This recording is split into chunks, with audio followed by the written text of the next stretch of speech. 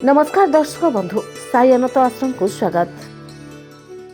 शीत दिन आरंभ होगा सहित थंडा सर्दी भली स्वास्थ्यगत समस्या देखा मिलता है। सुस्थ रहा दैनंदिन जीवन में परिवर्तन आने जरूरी। शीत दिन टिके असावधानता जो आम स्वास्थ्य जनित समस्या देखा देता है। एमितिरे भी शीत दिन अनेक खाद्य खाइबा परामर्श दि जाए। तेणु एपरी परिस्थिति में खाद्य अभ्यास में उन्नति आने पड़ता है, जहाँ आम स्वास्थ्य को बजाय रखे नहीं बरं अनेक रोगर आशंका को ह्रास करता है। शीत दिन यह सब समस्या मुक्ति पाइबार उपाय होची गुड़, जहाँ खाइबाकू डाक्तर माने परामर्श देथांती। साधारणतः गुड़ खाइबा आम स्वास्थ्य और हजम पाई खूब लाभदायक होता है, किंतु खास कर शीत दिन पाई गुड़ खाइबा बेस्ट होता है। शीत दिन प्रतिदिन गुड़ खाइबा द्वारा आपण को ठंडा काश ठारू रक्षा करता है। तेज आसतु गुड़ खाइबार लाभ संपर्क जानिबा। ठंडारू रक्षा करे।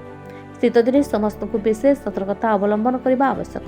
शीत दिन नियमित गुड़ खाइबा द्वारा आपण को ठंडारू रक्षा करा जाय परिबो। गुड़ खाइबा आम शरीर पर अत्यंत प्रभावशाली।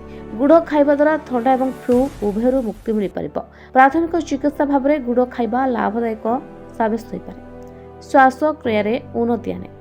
शीत दिन अधिकांश लोक मैंने श्वासक्रिया नेबारे असुविधा होता है। नाक बंद होगा द्वारा यह सह्य करने कष्टकर हो पड़े। यह दिन में गुड़ खाइबा द्वारा श्वासक्रिया यथेष्ट उन्नति आने।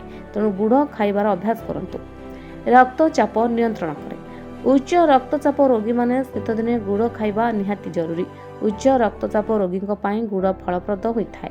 एथिरे थिबा सोडियम एवं पोटासियम रक्तचाप नियंत्रण करिबारे सहायता करे। केवल उच्च रक्तचाप रोगी नुहे हार्ट जनित समस्या थिबा व्यक्ति माने मध्य गुड़ खाई परिबे। सेथिपाई अधिकांश समय हार्ट जनित समस्या रे पीड़ित थिबा रोगी को मध्य गुड़ खाइबाकू डाक्तर परामर्श देथांती।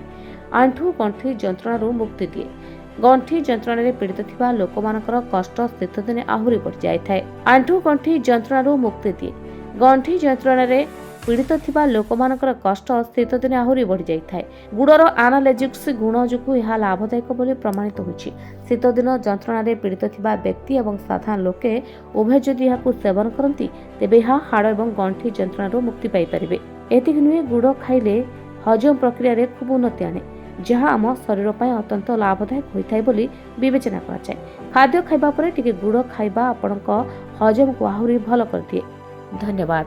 तमे पुओ को नहीं कि बाबा पाख आसला परे आपनकर कोन परिवर्तन हेछि? पुओर जो गोड़ हाथ फाटुला तार भी कोन परिवर्तन हेछि? हां मो एमिति जने सांग पिलांग जो सुनी कि आपन पाख आसी, किंतु आसिला परे मो पुओ दीर्घ 7 वर्ष हला जो कष्टटा भोगुथिला मोर हृदबोध होछि से 7 दिन रे गला भलिया लागिला। तेणु करी बहुत सॉल्व हो जाइछि। एथिबाई बाबा को कोटि कोटि प्रणाम। आ महावीर पंचमुखी महावीर हनुमान को मो स्वामी जहाँ कहले मुझे से खाइबा चाहूँगी। तथापि मोर अलग अनुभूति।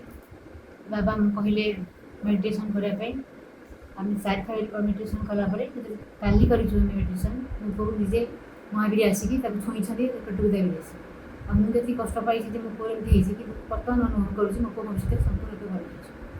अच्छा पुओ एडी आसिले परे मोर जेती माने कष्ट थिला मो आगुरु जमा चाली पाउ नथली। एडी जेती सप्ताह भीतर आसिलेनी माने मते एते भल लागछि। हम तो चालियो छु बुलियो छु खेलियो सब भल लागछि। आगु मु किछ करे